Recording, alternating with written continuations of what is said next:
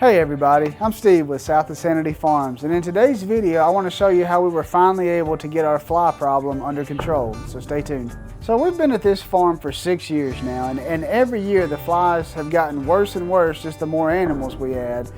And we don't like using chemicals, so that wasn't really an option that we wanted to pursue. And so we've been sticking with like fly tape to control our flies.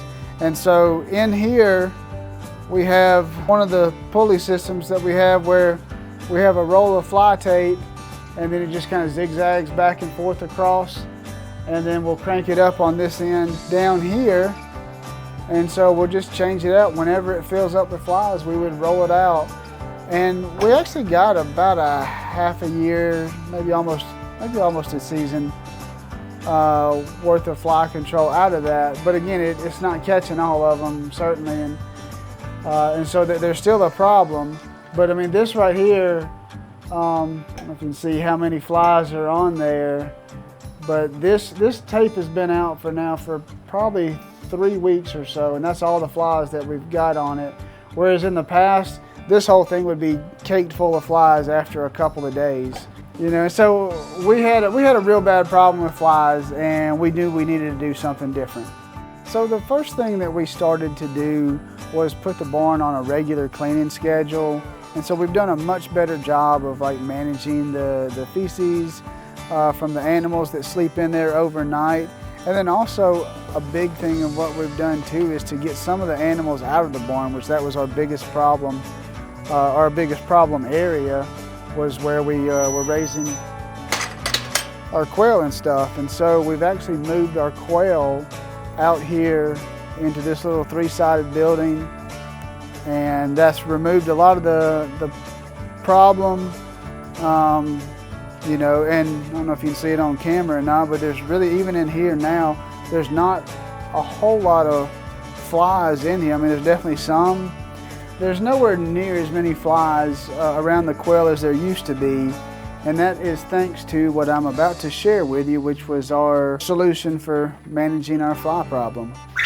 So we had a friend that she runs a horse boarding business, and she was the one that told us about these little things called their fly predators. We get ours from Spalding Labs, and they have a pretty simple website, and it's pretty easy to get started.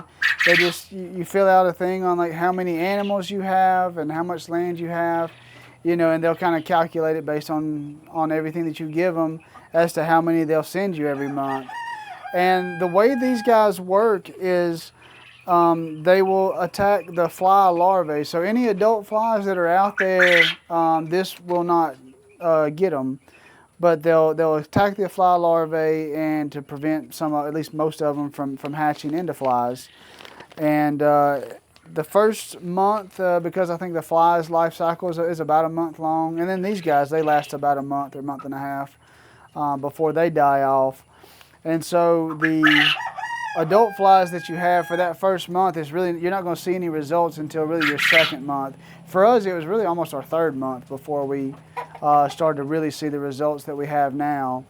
But so they send us, normally they send us 15,000 each month during our fly season, which is roughly March through October, maybe November. But then back in the peak, I guess it was last month, they sent us 30 or 35,000. But they have it figured up. And we've done the math, and for the whole season, we're going to spend about $300 on fly control. You know, and that's a lot of money, but the flies were just horrible. So, you know, I'd do anything. And again, we don't want to use chemicals. So what we do is we'll take this bag and we'll actually divide it up. We've got 2 bags here in the quail breeder room, which is our worst concentration of flies. And so we'll put 2 bags in here, and then we have 2 bags in our barn, and then we have 1 bag over by our compost pile, which I may need to put 2 bags by the compost pile because that's our worst area now. But what I'll do is I'll just take a, you know, so all those will hatch eventually, you know, and so I'll just put them in here. And I put them in these bags. They say, you know, you could just leave the bag out, but because our chicken's free range, they said that you want to get them off the ground in a place, and then I just leave them up like that. So when these things hatch, they'll come out and they're like the size of ants, and then they'll fly around and do their job. But that way, you know, they're up off the ground, away from the chickens, and then once they're hatched, the chickens won't bother them. And so same thing over here. We're just gonna kind of take this bag and divide it into fifths. And that's it. We do that once a month, and it has made a world of a difference around our farm on the flies. I mean, because they were so bad for a while. Like if you open the door, 20 flies would get in your house. And it was so bad. I mean, they were up on the ceilings, and you know, and that was also when we raised. We had a batch of meat birds that we were raising, and so we had an extra 150 chickens around, and so we just had a lot of flies. But this definitely helps.